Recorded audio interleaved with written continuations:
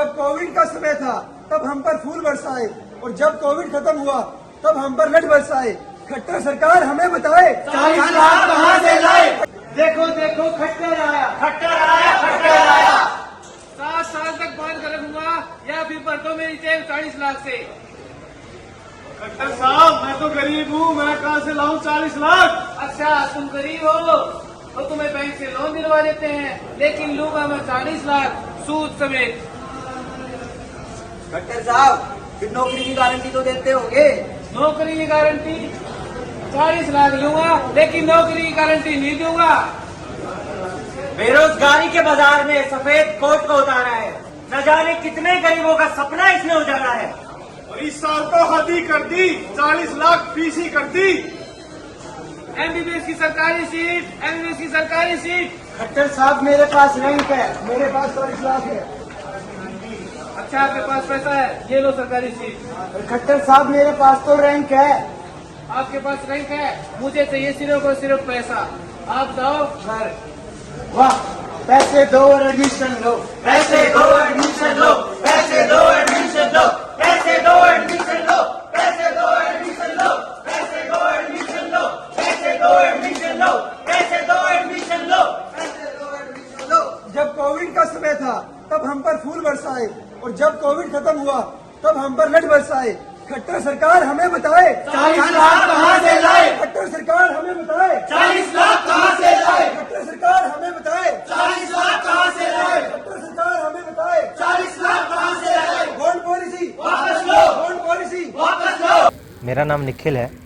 आप लोग जो अलग अलग जगह जाके नुक्कड़ नाटक कर रहे हैं, चौक पे खड़े होकर आप प्रोटेस्ट कर रहे हैं, इसके पीछे क्या सोच है आपकी? हमारी सोच है कि जो सरकार पॉलिसी लेके आई है, जो नीति लेके आई है, वो सिर्फ डॉक्टरों को ही नहीं बल्कि जनता को भी इफ़ेक्ट कर रही है। उसके कई तरीके हैं।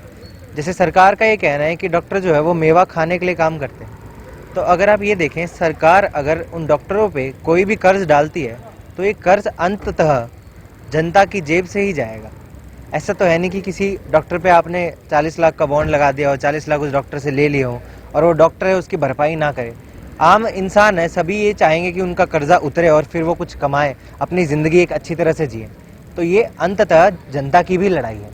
इसलिए हम लोग जनता को अवेयर करने, जनता को ये बताने हैं कि इसमें उनका भी योगदान ज़रूरी है, हमें उनका भी साथ चाहिए। इसलिए हम लोग जगह जगह नुक्कड़ नाटक और पोस्टर वगैरह दिखाने पे, चौकों पे हम लोग प्रदर्शन इसलिए कर रहे हैं ताकि सब लोग को पता चले कि क्या चल रहा है। तो आप लोग काफी दिनों से नुक्कड़ नाटक और जगह जगह जाकर चौके पे प्रोटेस्ट कर रहे हैं, तो अभी तक आपको क्या लग रहा है कि कितनी जो है आपको जनता को जागरूक करने में सफलता मिली है? हमें ऐसा लग रहा है कि जब भी हमने नुक्कड़ नाटक किए हैं, हमने बहुत कम उम्मीद करी थी शुरू में तो कि नुक्कड़ नाटक से इतना असर शायद ही पड़े, बट एक बार हमने कोशिश करने का सोचा और नुक्कड़ नाटक हमारे लिए काफ़ी अच्छा साबित हुआ। जनता को काफ़ी अच्छा मैसेज काफ़ी जल्दी और काफ़ी अच्छे तरीके से समझ में आया। तो फिर हमने नुक्कड़ नाटक को एक अगले लेवल पे लेके गए। हमने अलग अलग टीमें बनाई और उनको भी एक अपना खुद का नुक्कड़ नाटक बनाने के लिए कहा और हम लोग को बहुत सफलता मिली क्योंकि बहुत जनता हमसे जुड़ी और उनने हमसे बातें करी। उनने जाना कि क्या पॉलिसी है, क्योंकि कईयों को नहीं पता कि चल क्या रहा है स्टेट में, तो राज्य में चल क्या रहा है। तो इसको पता करवाने के लिए नुक्कड़ नाटक काफ़ी सफल साबित हुआ। तो आज आप कहाँ कहाँ नुक्कड़ नाटक करते? हमारी टीम जो थी वो आज रेलवे स्टेशन गई थी और वहाँ पे हमने नुक्कड़ नाटक किया। कल हमने बस स्टैंड पे नुक्कड़ नाटक किया था। हमारी दूसरी टीम है जिसके बारे में मेरे को भी फिलहाल जानकारी नहीं है कि वो कहाँ पे गए। तो कोई सरकार को मैसेज देना चाहिए? सरकार को यही मैसेज देना चाहता हूँ कि आप जनता को, डॉक्टर जो हैं वो सेवा करने के लिए ही आए हैं। हम लोग गरीब परिवार से आते हैं, हम ऐसे लोग नहीं हैं जो कि सिर्फ यहाँ पे पैसे को देख के आते हैं। हाँ, अगर हम लोग मेहनत कर रहे हैं तो हमारा हक बनता है कि हम अपनी ज़िंदगी में आगे बढ़ना चाहते हैं, हम अच्छा कमाना चाहते हैं, लेकिन वो हमारी सेवा करने के भाव को कभी भी आज तक इफेक्ट नहीं करा, ना ही आगे करेगा। और हम ये चाहते हैं कि सरकार ऐसी नीतियाँ लाकर जनता को बेवकूफ़ बनाना बंद करे।